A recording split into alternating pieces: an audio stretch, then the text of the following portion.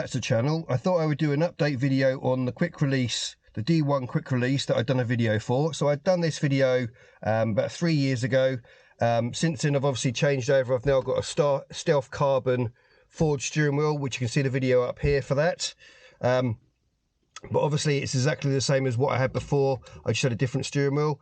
Now after 3 years, there is, not from what I can see, no particular wear and tear on the steering wheel. There's a couple of marks, but it has not affected it in any way, shape or form.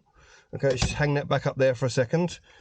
And again, actually at the boss end of it, it's locking in. There doesn't seem to be any problems with the locking mechanism. The button doesn't seem to be coming loose or anything like that. It wiggles backwards and forwards, but it did this when I very first bought it. So let's just try the steering wheel on. There we go. It's a bit difficult because I'm using one hand, and it locks in place. And again, you can see that's a perfect lock. It's not going anywhere. It's still very, very much on there. I have had absolutely no problems with this steering wheel in 3 years. I would highly recommend it. Go get yourself one. It's very dependable, and I wouldn't be without it.